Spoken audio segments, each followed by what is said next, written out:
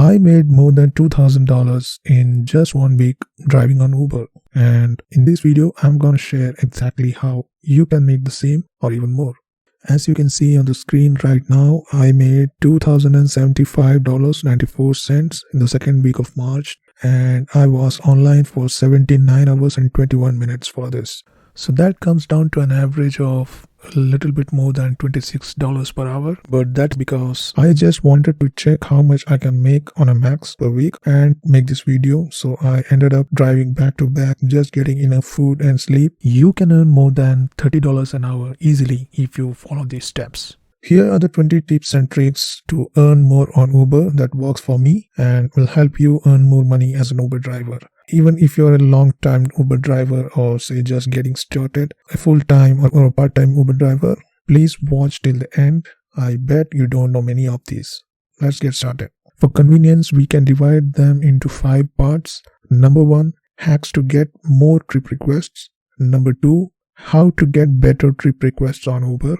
Number 3, making use of the Uber promotions and features. Number 4, surge hacking tips. And number 5, cutting down your expenses. So the number one thing we have to focus on to earn more on Uber is to get more trip requests. Because the more trips we get, the more money we make. So the number one tip is to find base locations near high foot traffic areas. Earning in Uber or any rideshare app, for instance, is all about being in the right place at the right time. You just increase your chances of getting a ride by parking near a high foot traffic area, right? For me, I have figured out shopping malls, airports, hospitals, train stations, convention centers, cinemas, schools, colleges, universities, hotels, restaurants, and bars.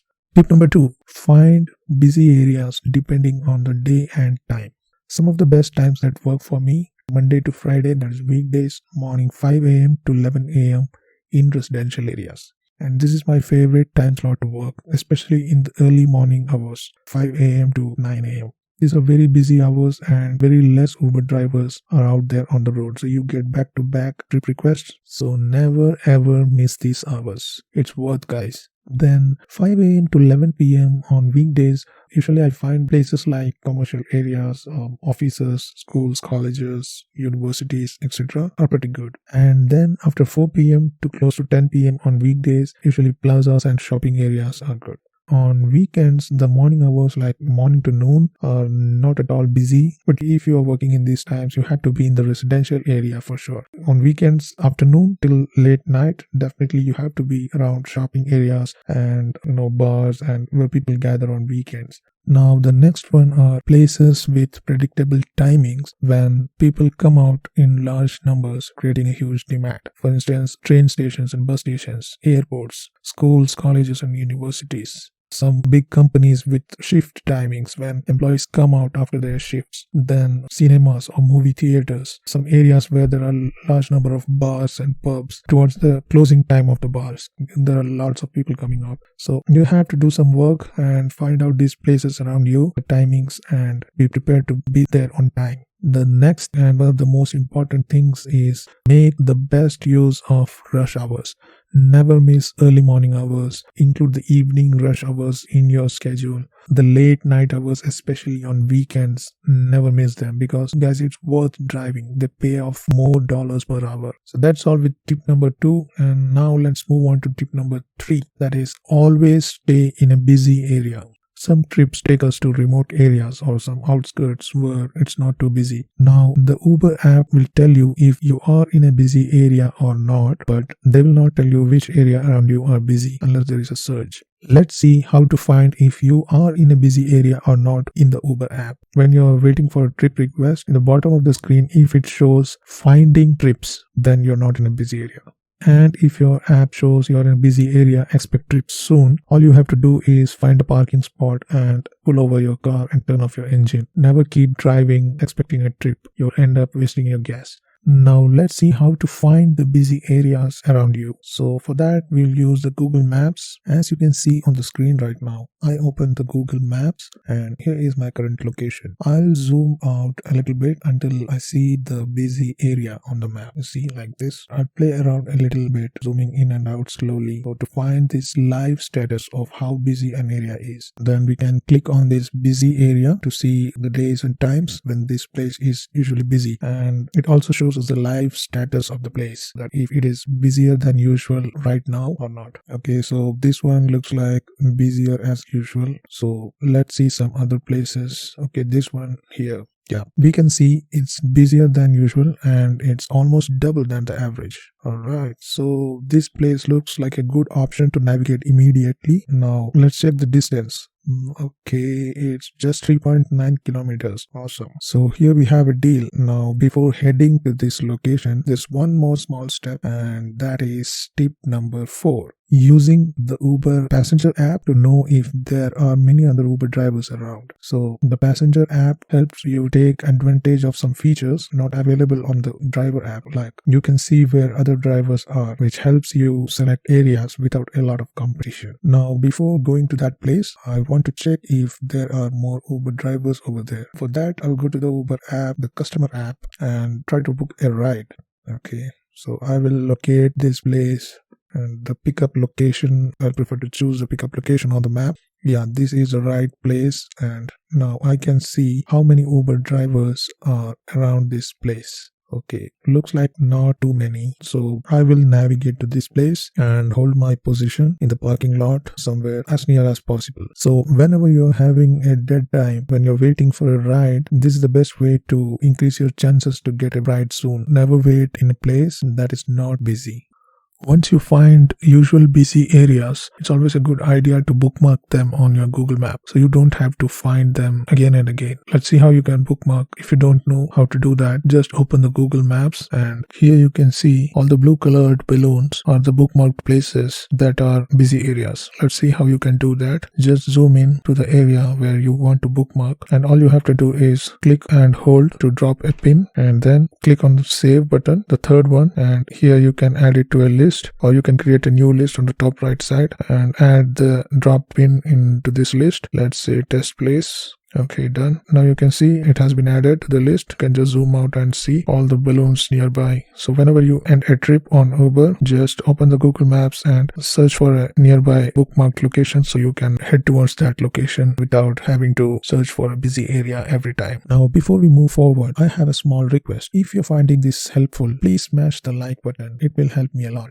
Thank you so much. Alright, now let's move on to the tip number 5, that is checking for upcoming events that Uber doesn't show. So the Uber app and even the Google Maps app shows us events that are happening right now. And on Uber we also have some promotions that shows us some upcoming events. But there are many events that they don't know about, and you can take advantage of that. Like small events or some functions in some convention centers or small theaters. You can also use some event apps that are popular in your city, like Eventbrite and such apps, to find out such smaller events that are happening around you. This should be more like a homework you have to do when you're not on the roads. So these were the 5 tips that helped me to get more trip requests. And with that, we come to an end of the part 1, and let's move on to the part 2, which is getting better trip requests. That means earning more per trip. So the tip number 6 is always prioritize distance over time or duration. Because the Uber app pays drivers primarily based on the distance and then on the time. But the Uber payment for time is not at all worth enough. So the longer the trip in terms of distance, the more you earn. But if you're driving in a city with heavy traffic, well, you may earn a little bit more for a shorter trip than a driver in a small town. For instance, I drive in the city of Toronto, and I have found that if I drive in the downtown area, I usually get paid more per kilometer than in other parts of the GTA. Yet it's not worth enough because I'm always stuck in traffic, and if you calculate in terms of time, it's not at all worth it. So what I suggest is always prefer a long distance ride in which you take the highways more, so you can cover more distance in less time, thus earning more money in less time. Now let's move on to tip number 7, that is keep your standards that's good. Uber always prefers good drivers and it prioritizes long distance trips to drivers who have good stats. So always try to get to the highest possible Uber Pro tier in every term as soon as possible. At least gold, if not platinum or diamond. Also try to get as many 5-star ratings as possible. People won't give you a 5-star rating unless you ask them. But if it's a lower rating, they will definitely give you without asking, right? So some of the things that have helped me to get a good Uber rating is that I usually greet and welcome the rider and I try to have a good conversation over the trip, especially if it's a long trip. I'll try to find out what they do, what their interests are, find some common interest and talk about that. So if the conversation goes really well and you feel that the customer is satisfied, towards the end of the ride you can always ask for genuine feedback. If it happens to be a positive one, you can thank them and request them to rate you on the Uber app and let them know that it will help you. Definitely in this way you can not only get a good 5-star rating, but sometimes you can get even a good tip. Now the tip number 8 is to be selective but not too selective. Always look carefully before you accept a ride. Once you are in the gold tier of the Uber Pro, look very carefully at the information of each ping, analyzing it quickly before you accept a ride. Don't accept every ride, but don't reject too many rides too. Make sure you have to, keep the recommended acceptance rate, which is 85% as of now. And before you accept a ride, make sure it is not a long ride in the totally wrong direction, where you'll make money on the ride and lose money driving back. Sometimes I have to decline some rides that I feel will negatively affect my profits. For example, a ride which takes me far away in a non-strategic direction or at a place I really don't want to go. So think carefully about the criteria ahead of time and plan which kind of rides you do not want to accept. Then when the ping comes, you can glance at it and quickly decide whether to accept or decline it. Tip number 9 is choosing the right vehicle or switching to a better vehicle if possible. A lot of people ask this question: which vehicle is good for Uber? Should I use a hatchback or a sedan or go for an SUV? In my opinion, upgrade to an SUV only if you can get one with a good economy or if you can afford to go for a hybrid or an EV. I have tried Uber XL with a Toyota RAV4 for 6 months and it didn't go well for me. Most of the Uber XL drivers I've talked to are also not happy with their vehicle. You think you are increasing your chances to get more trip requests, but the reality is quite the opposite. I would say a compact hatchback or sedan that has a good trunk space and an awesome fuel economy is the best option. I drive a 2020 Toyota Yaris and this is my third car and I love this car for 2 reasons. First thing is the fuel economy and the second thing is the low insurance premium. First, I was planning to buy a Toyota Corolla hatchback, but the insurance was $315 per month. For the Yaris, it came down to just $230, so almost I save $100 for just choosing Yaris. So that's all about how you can get better trip requests on Uber, and with that we come to an end of part 2. Now let's move on to part 3, where we discuss about making use of Uber promotions and features. Tip number 10 is to make maximum use of Uber quests and promotions. Never miss the quests. This is the time when you can earn a lot more. I usually choose a quest that I can easily achieve. For instance, on a weekend, if I usually take 30 trips, I will commit for a quest that has 30 trips so that I can easily achieve the 30 trips and get the quest bonus. And if I'm good at time and I can extend a little bit, I can achieve the 40 trips, that is the next quest, and I again get paid for that as well. But if I overcommit myself and go for the 40 trips quest initially, if something happens and I cannot achieve the quest target, I will end up getting nothing. Now the tip number 11 is to utilize the destination feature. As of now, you can set a destination 2 times a day. Usually you get this option when you take a long trip. The benefit is that you can set a destination and start driving towards that location, and while you're driving towards your destination, you are still online, but that time doesn't count towards your online time. And the second benefit is that Uber will find trips in the same direction. Now the next tip is tip number 12. That is, check every trip fare and compare it with the trip duration and distance. Sometimes you get paid very less for the distance, and if you find something happens like this, if you feel you got less fare, request a fare review and you may get some dollars in the trip adjustment. A lot of time drivers don't consider this. I think you can do this up to 5 or 7 days after you complete your trips, but it's always better as early as possible. I do it every night after I return from my trips. I check each and every trip for the duration duration and the distance and how much payment I have received. Now, if you find you have earned less for a trip, open the trip detail page, and on the top right side, you have to click on the question mark for the help, and you have to choose the trip, and in the help menu, you have to choose help with a trip and then trip price adjustments. Next, you have to choose the request a fare review and give your details and click submit. Now, Uber will review the fare, and if you are eligible, you will receive the payment. Now, the tip number 13 is to cash out every day. I won't keep my hard-earned money in Uber's bank account. Nowadays, we can cash out every day. So I make sure that I use this feature every day as soon as I am done for the day. Now, here is a bonus tip that's about sign-up bonuses. With the sign-up bonus, you can earn somewhere between $500 to $1,000 for doing 50 to 200 rides within the first 30 days. For instance, if you sign up for a $1,000 sign-up bonus for completing 30 rides and you only earn $800 for completing 30 rides, Uber will pay you the difference, that is the $200 extra. So it's always better to take short trips during the sign-up bonus period. And in order to get this, you have to be invited by an Uber driver. You cannot get the sign-up bonus by directly signing up on Uber app. I have left my invitation link in the description. If you have not signed up for an Uber driver account, you can use the link, or if you have already signed up directly on Uber without an invitation, you can still join the sign-up bonus program. I have also given the referral code along with the link. So use the referral code and you can get the sign-up bonus if you are in your first 15 days. So that's all with part 3, making use of Uber promotions and features. Now let's move on to part 4, which is the surge tips. Tip number 14 is don't go to the smaller surge area if it is more than 3 to 5 minutes away. Racing towards a surge fare area never works because usually other drivers would also be heading towards that area and the surge price period would be over by the time we reach there. So if you find a surge area nearby and it's not too small and you decide to go there, then here is the tip number 15, which is to drive up the surge fares.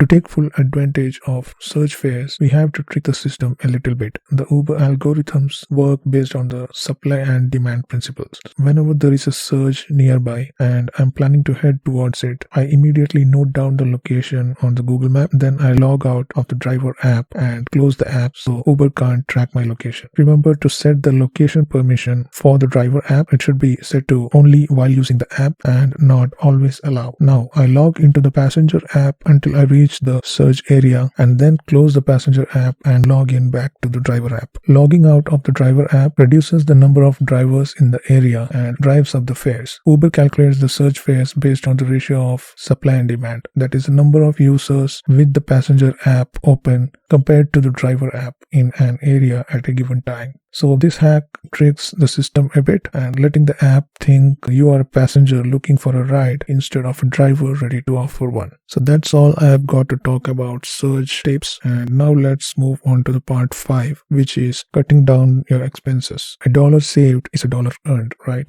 Here comes the tip number 16, that is avoid traffic jams. Traffic jams can be your biggest waste of time and fuel. Some of the best ways to avoid traffic jams are listening to the traffic updates on the radio, knowing where there are constructions going on, and finding or knowing some shortcuts, and also staying away altogether from the most congested places and times. Now, tip number 17 is to minimize your dead time. All the time we are driving when not on a trip, we are losing money. Dead driving time occurs after dropping off passengers, while seeking new rides, while stuck in the traffic, and when you are heading to your base location or driving home at the end of a shift. Let's see how to set up strategies to minimize your dead time. One important thing is to not drive around endlessly in order to get a trip, and never wait in a place that is not busy. Driving around in circles expecting to get a trip, it doesn't work. It's always a good idea to wait in a place that is in close proximity to multiple potential pickup locations. Uber always wants to improve its customer experience, and it never wants to make its customers wait too long to get a ride. It prioritizes on the basis of time to pick up location. So the more close you can be to more potential pickup locations, you're increasing your chances of getting a ping. Another great idea to reduce your dead time is to sign up to multiple rideshare apps like Lyft, DoorDash, Skip the Dishes, etc. So whenever you are working, go online on multiple apps in the same or different smartphones and accept the first good ride and go offline on all other apps immediately. This way you can maximize your online time. Now let's move on to the tip number 18, which is buy cheap gas.